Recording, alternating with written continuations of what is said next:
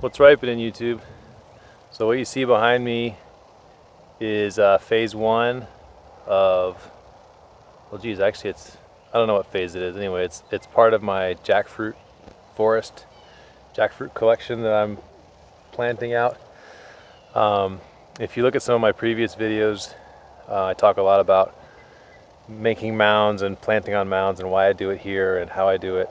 But in this video, I went ahead and documented the whole process of the rest of the beds, sourcing the materials that I use, the equipment that I use, the process that I go through. So stick with me and hopefully you'll learn how I do it and take something from it and make it your own.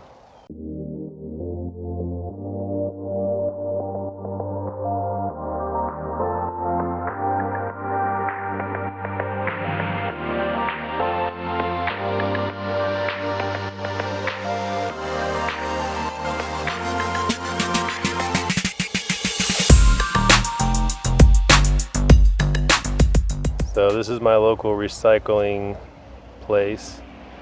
This is where all the landscapers bring their yard debris, the ones that don't have chippers. And they have a big tub grinder here and they grind it up. And they make different types of mulches. And they also compost them and make what I'm going to be buying, which is, they call it the planting mix. It's basically just composted wood mulch. So it's pretty much what I'm already putting on the field, but by buying it here, I get probably like a 1.5 year head start with the compost process. So I use this on some of my beds when I want to plant right away. I'll put this down in a right around the plants that I'm planting. Other areas I'll just use the mulch that I have on my site and just let it break down over time. But like I said, this gives me a pretty fast head start. Here's what it looks like up close. This has been sitting out in the sun, so it looks dry on the outside. But as soon as you go inside, it turns into this nice, moist stuff. It does have some sand in it, which I don't mind. The sand comes from the root balls of the trees and things that they grind up. Sand doesn't hurt anything. We got plenty of sand. So to set up the bed, I've used the cardboard that I collected from the newspaper company and just laid that down as a nice suppressant layer at the bottom to put down the grass, whatever weeds might come up.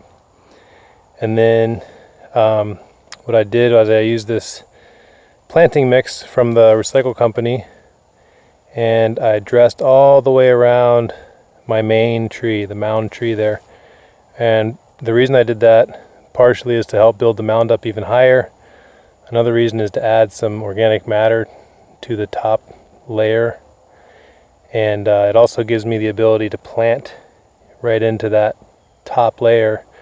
I'm probably going to put in some sweet potato or some other kind of ground cover, maybe some beans or something. And then the other thing I did was I brought 7-gallon pots of the same mix and just flipped them upside down, planted pineapples right into the little mini mounds that I made with those. Same thing back there in the back. Those are blue gingers or blue turmerics. I'm going to do the same thing on the other side when I get to that.